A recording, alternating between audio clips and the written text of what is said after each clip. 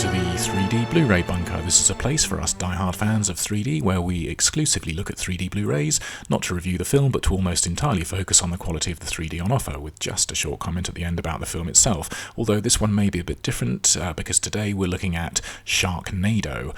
Sharks have a long and occasionally sort of okay place in the history of 3D films, with the likes of September Storm, Jaws 3D, Shark Night, Bait, and more recently The Meg. So let's have a look at where Sharknado, a film about the quite serious problem of sharks being caught up in tornadoes, let's see where that sits in that frankly not great list of 3D shark movies. Well, this one's marketed as a 3D Blu-ray, and that's how it found its way into my collection, and the whole point of this quick look at it is to make sure that it doesn't make its way into your collection. The film's extremely low budget means that for it to have been in 3D, it would had to have been shot in native 3D, as there wouldn't have been enough money for anything approaching a proper post-conversion treatment. But the film wasn't shot in native 3D, so you might assume that this is just an awful auto-conversion where they've run it through the same sort of software that your 3D TV can do on the fly, producing mostly bad results. But they haven't even done that. What they've done is simply take the 2D film and push it back a little way behind the screen. And that's it. For the whole runtime, this film is completely two-dimensional, but with the entire frame in positive parallax. I was stupid enough to think, okay, they're on a tight budget here, so we'll get this window frame effect for most of the time, and every now and then they'll throw a shark or something out of the screen. But no, nothing. To be fair to the film, not that it in any way deserves to be treated fairly, lots of 3D films have the odd shot here and there that's in 2D but pushed back behind the screen so that it doesn't immediately draw attention to itself as being flat. So something like these cityscapes appear as they might in a genuine 3D film where they don't want to go hyper stereo with the shot, and this is what the real life view would be like. There was even one moment, which is this scene, where my brain, which may well have been completely frazzled at this point by the awfulness of the film, but my brain allowed this shot to look three-dimensional, but that was just a trick of the natural perspective lines of the buildings and the rain in the shot, and it's the only time in the film that happened, so it's the only other screen grab that I'm going to bother putting up here. Some people refer to post-converted 3D as fake 3D, but I think that's a bit of a misnomer, as post-converted 3D is still 3D, and it can easily be better than some natively shot 3D. So this film is what I'd call fake 3D, as in it's fake, it's not genuine, it's a sham, a scam, it's a con, and it's one which I'm ashamed to say I fell for. So this disc, I think, offers a couple of useful lessons.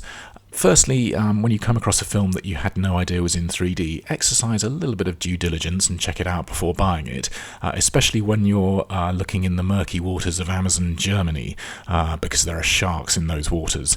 This one comes from Germany, and I mean, bless the Germans for embracing 3D films as much as they do, and they can be a source for genuine stuff that's not released elsewhere, but they do get a little bit carried away sometimes, so if you're at Amazon.de and see a 3D release of David Lynch's Dune, for example, my advice would be don't get excited, have a quick read up about it, and you'll soon find that it's not worth wasting your time and money on. The other lesson here is that just because there's a double image doesn't mean it's 3D. I've heard it said sometimes that you can judge the amount of 3D by taking your 3D glasses off and seeing how much of a double image there is.